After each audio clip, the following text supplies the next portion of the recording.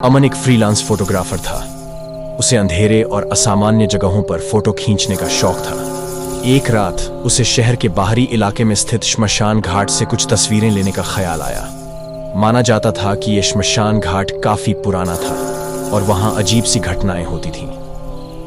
रात करीब 2 बजे अमन श्मशान घाट पहुंचा। चारों तरफ सन्नाटा था। सिर्फ दूर से गीदड़ों के रोने की आवाज आ रही थी। हवा में राख की गंध थी और जले हुए लकड़ी के टुकड़े इधर उधर बिखरे हुए थे। अमन ने कैमरा तैयार किया और तस्वीरें लेना शुरू कर दिया। अचानक उसे एक अजीब सी हरकत दिखाई दी। दूर एक चिता जल रही थी, लेकिन उसके पास कोई नहीं था। आमतौर पर अंतिम संस्कार के दौरान कोई न कोई रिश्तेदार मौजूद रहता है।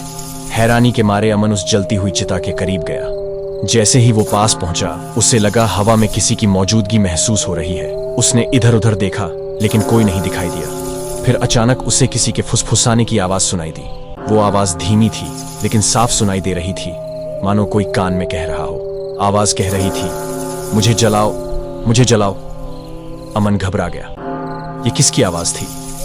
तभी उसकी नजर चिता पर पड़ी। ज्वालाओं के बीच उसे एक सफेद सी आकृति दिखाई दी। वो आकृति किसी इंसान की तरह दिख रही थी, लेकिन उसका शरीर धुआं बनकर उड़ रहा था। असहनीय डर से अमन का पूरा शरीर ठंडा पड़ गया। वो कैमरा गिराकर वहां से भाग निकला। पीछे से उसे चीखें सुनाई दे रही थीं, मुझे जलाओ, मुझे जलाओ। घर पहुंचने के बाद भी अमन का दिल जोरों से धड़क रहा था। उसने कैमरे की तस्वीरें चेक की। जलती हुई चिता और राख के अलावा कुछ नहीं था। उस रात देखी गई आकृति किसी तस्वीर में कैद नहीं हुई थी, लेकिन अगले कुछ दिनों तक अमन को रात में वही फुसफुसाहट सुनाई देती रही, मुझे जलाओ, मुझे जलाओ।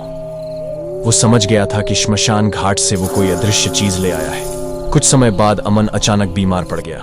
डॉक्टरों को भी उसकी बीमारी का पता नहीं चल पाया। एक रात उसे फिर वही आवाज सुनाई दी। इस बार आवाज गुस्से से भरी हुई थी, अगर तू मुझे जला नहीं सकता तो मैं तुझे जला दूंगा। अचानक कमरे में हवा तेज चलने लगी और एक ठंडी लहर अमन को घेर लिया। वो चीखने लगा, लेकिन कोई उसकी मदद के लिए नहीं आया। सुबह होते होते अमन कमरे में मृत पाया गया।